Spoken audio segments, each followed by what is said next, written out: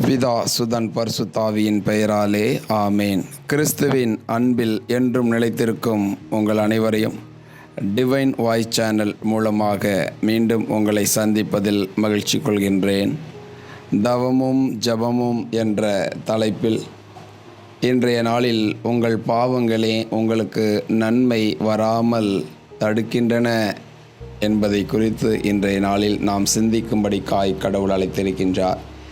எரேமியாகமம் அதிகாரம் 5:25 பார்க்கின்றோம். உங்கள் குற்றங்கள் இவற்றையெல்லாம் தடுத்தன, உங்கள் பாவங்களே உங்களுக்கு நன்மை வராமல் இருக்க செய்தன. ஆம், நம் வாழ்க்கையில் நன்மைகள் வராமல் இருப்பது தடுப்பது நம் பாவங்கள், நாம் செய்த குற்றங்கள். ஆகையால் தான் இந்த தவக்காலத்தின் வழியாக நம்முடைய பாவங்களையும் குற்றங்களையும் நம்மில் களைந்து நம்மை பரிசுத்தப்படுத்துவதற்காய் கடவுள் நம்மை அழைத்திருக்கின்றார்.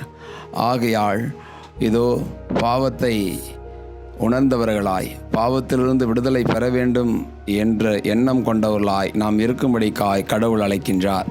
சீராக் 21:1-2 சொல்கிறது, குழந்தாய், நீ பாவம் செய்து விட்டாயா? இனிமேல் நீ பாவம் செய்யாதே. பாம்பை கண்டு ஓடுவது போல் பாவத்தை கண்டு ஓடிவிடு என்று சொல்லி கடவுள் இந்த தவக்காலத்தின் வழியாய் நம்மை அழைக்கின்றார். ஏனென்றால் ஒரு நன்மையும் குறைவுபடாத ஒரு வாழ்க்கையை சுதந்திரித்து கொள்ள, ஒவ்வொரு நாளிலும் நன்மையை பெற்று வாழும்படிக்காய் கடவுள் நம்மை அழைத்திருக்கின்றார்.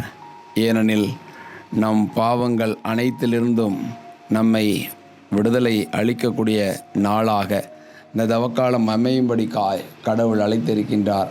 ஆகையால் பாவங்களை அறிக்கை செய்து வாழ்வின் ஒவ்வொரு நாளைகளையும் அதிசயங்கள் அற்புதங்கள் உள்ள நாளாய் மாற்ற பாவத்திலிருந்து விலகுவோம். பாவ தடைகளை உடைத்தெறிந்து பரிசுத்த வாழ்வை வாழ்வாக்கி கொண்டு வாழ ஒப்பு கொடுப்போம். ஏனென்றால் யோசுவா 3:5 பார்க்கின்றோம், யோசுவா மக்களிடம் உங்களை தூய்மையாக்கி கொள்ளுங்கள், நாளை ஆண்டவர் உங்களிடையே வியத்தகு செயல்கள் புரிவார் என்று சொல்லப்பட்ட இறை வார்த்தையின்படி நம் வாழ்க்கையில் நாம் நம்மை பரிசுத்தப்படுத்தி கொள்கின்ற பொழுது நம் வாழ்க்கையில் கடவுள் வியத்தக செயல்கள் செய்து நம்மை ஆசீர்வதிக்கவே இந்த நாளிலும் கூட இந்த டிவைன் வாய்ஸ் சேனல் மூலமாக கடவுள் நம்மை அழைத்திருக்கின்றார் என்று உணர்வோம். ஆண்டவர் கொடுக்கக்கூடிய நன்மையை பெற்றுக்கொள்ள நம்மை ஒப்பு கொடுப்போம்.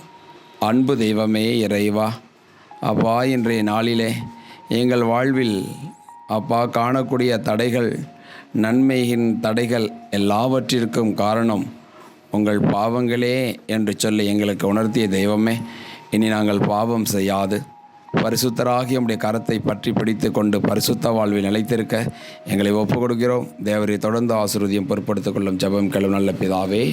ஆமேன், ஆமேன்.